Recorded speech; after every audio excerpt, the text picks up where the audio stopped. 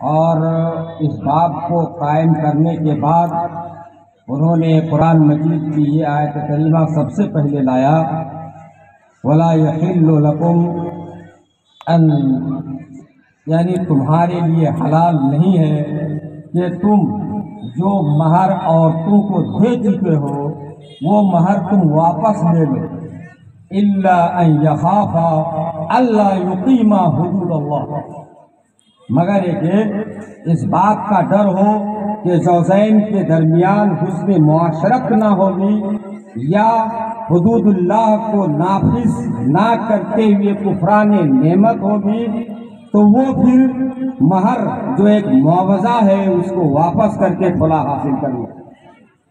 یہ امام بخاری نے باب باندھنے کے بعد سب سے پہلے اس آیت کریمہ کو لایا اور اس کے بعد بیان کیا وَأَجَازَ عُمَرُ الْخُلَعَ دُونَ السُّلْطَانِ، حضرت عمر نے اس بات کو جائز رکھا ہے کہ خلا کے لیے سلطان کے پاس یا حاکم وقت کے پاس جانے کی ضرورت نہیں ہے۔ وَأَجَازَ عُثْمَانُ الْخُلَعَ دُونَ إِقَاصِ رَأْسِهَا، حضرت عثمان نے جائز قرار دیا ہے کہ عورت اگر اپنے شوہر سے خلا حاصل کرنا چاہے تو اس کے بدلے اگر اس کو اپنا تمام تر مال بھی واپس کرنا پڑے، یہاں تک کہ ایک دھاگا بھی سر میں باندھنے والا دھاگا بھی دینا پڑے تو اس کو دے کر کے خلا کرانا جائز ہے۔ طاؤس رحمۃ اللہ علیہ نے اس آیت کی تفسیر میں یہ کہا کہ اگر زوجین کے درمیان حسن معاشرت نہ ہو، حدود اللہ کو قائم نہ رکھ سکے ہوں، کفران نعمت اس کے نتیجے میں ہو، تو پھر یہ خلا کرنا درست ہے۔ میرے بھائیو، جس طریقے سے مرد کو طلاق دینے کا اختیار اللہ اور اس کے رسول نے دیا ہے کہ اگر کسی کی بیوی پسند نہیں ہے، اس کی کوئی چیز پسند نہیں ہے یا اس کے اقوال اس کے اخلاق سے مطمئن نہیں ہے، تو شریعت اسلامیہ نے یہ حق دیا ہے کہ شوہر اپنی بیوی کو طلاق دے دے۔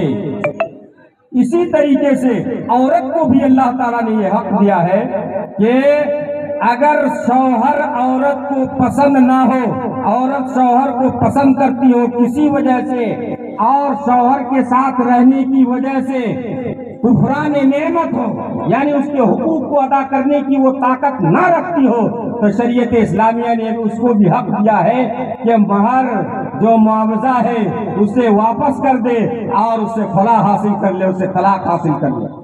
حضرت ثابت بن قیس کی بیوی اللہ کے نبی صلی اللہ علیہ وسلم کے پاس آئی اور انہوں نے کہا کہ اللہ کے رسول، میں ثابت بن قیس پر کوئی اس کے اخلاق اور اس کے دین پر کسی قسم کا عیب نہیں لگاتی ہوں، لیکن ولیکن اکرہ الکفر فی الاسلام، لیکن میں اسلام میں کفر کو ناپسند کرتی ہوں۔ اللہ کے نبی نے فرمایا ثابت بن قیس سے اقبل الحدیقہ وطلقہ تطلیقہ، اے ثابت تم اس بات کو قبول کر لو جو بات تم نے مہر میں دیا تھا اور اسے طلاق دے دو۔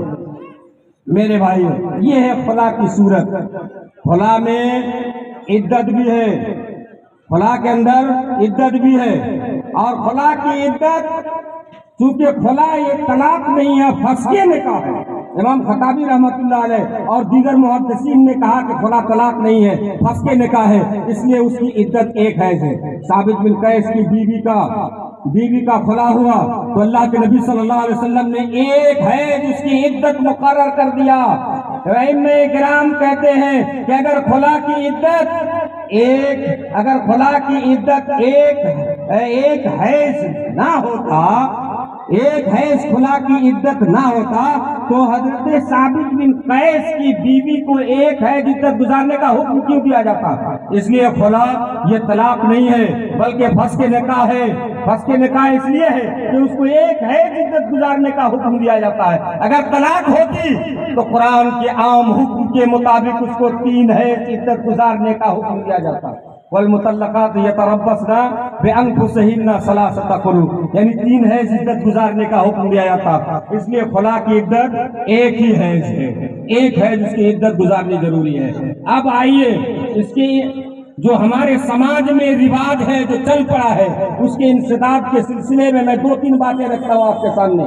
خلا کی صورت میں نے بیان کیا، اس کے بعد آئیے جو رواج ہے، جو چلن ہے، جو طریقہ ہے، وہ یہ ہے کہ لڑکی اپنے سسرال بذات خود جانا نہیں چاہتی، شوہر کے پاس ازدواجی زندگی گزارنا نہیں چاہتی، باوجود اس کے اوپر 3 لاکھ 4 لاکھ 2 لاکھ روپے جرمانہ لگا کر کے کھلا کرایا جاتا ہے.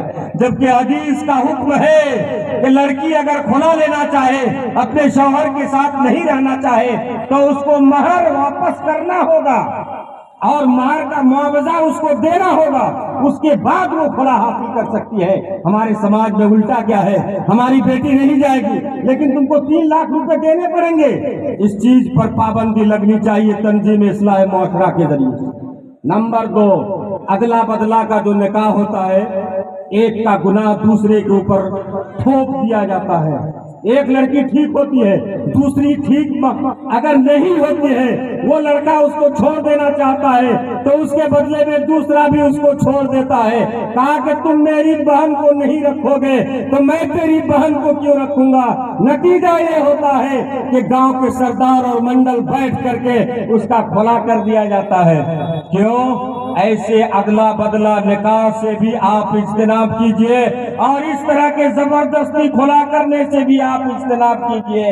اگر وہ لڑکی رہنا نہیں چاہتی ہے تو اس کا کھلا کرائیے، لیکن جو لڑکی بذات خود اپنے شوہر کے ساتھ رہنا چاہتی ہے، بلا وجہ اس کو چھوڑ دیا جاتا ہے اور کھلا نامہ میں اس سے دستخط کر لیا جاتا ہے. یہ تنظیم اصلاح معاشرہ کی جانب سے اس پر قدغن لگنی چاہیے، پابندی لگنی چاہیے اور ایسا نہیں ہونا چاہیے. تیسری بات یہ ہے کہ لڑکا لڑکی کو پھانستے ہوئے اگر نکاح کر بھی لیا جاتا ہے تو زبردستی لڑکی پر یہ حکم نافذ کیا جاتا ہے کہ تم کھلا کرا، اتنے پیسے ملیں گے. اور نتیجہ یہ ہوتا ہے کہ اس سے من چاہا پیسہ منڈل سرپنچ وغیرہ بیٹھ کر کے اس کو طے کرتے ہیں، ناجائز طریقے سے طے کر کے بائی فورس اس سے کھلا نامہ تیار کر کے اس سے سائن کرا لیا جاتا ہے. باپ اس میں منڈل ہوتا ہے، بیٹی کی رائے بیٹی کا رجحان بھی نہیں پوچھا جاتا اور وہ پیسے لے کر کے باپ اپنے جیب بھرتا ہے. میرے بھائیو، اس ٹائپ کے طرز عمل پر بھی پابندی لگنی چاہیے تنظیم اصلاح معاشرہ کی جانب سے. ہماری بیٹیوں سے کے ساتھ بہت زیادہ شوشن کیا جا رہا ہے. یہ شوشن آپ کب تک کریں گے؟ اس کے جذبات کے ساتھ آپ کب تک کھیلتے رہیں گے؟ یہ زبردستی کھلا کب تک لیتے رہیں گے؟ ہم نے اسی مجلس میں اسی مقام پر دیکھا ہے کہ 4-5 بچے کی ماں ہے اور اس سے کھلا کرا لیا جاتا ہے. پوچھا گیا کہ ایسا کیوں کیا گیا تو کہا جاتا ہے کہ اس نے میری بہن کو چھوڑ دیا اس لیے اس سے کھلا کرایا جاتا ہے. میرے بھائیوں، بزرگوں اور دوستوں، ان تمام چیز سے وقت نہیں ہے، اور بھی ساری چیزیں ہیں، اس کو نکات میں ہم نوٹ کر کے انشاءاللہ قرارداد میں لائیں گے اور آپ کے منظر عام پر ہم اس کو لائیں گے اور پیش کریں گے. میں اپنی باتوں کو یہی ختم کرتا ہوں اور اللہ سے دعا کرتا ہوں کہ اللہ تعالیٰ ہم تمام مسلمانوں کو کتاب و سنت کے مطابق عمل کرنے کی توفیق عطا فرمائے.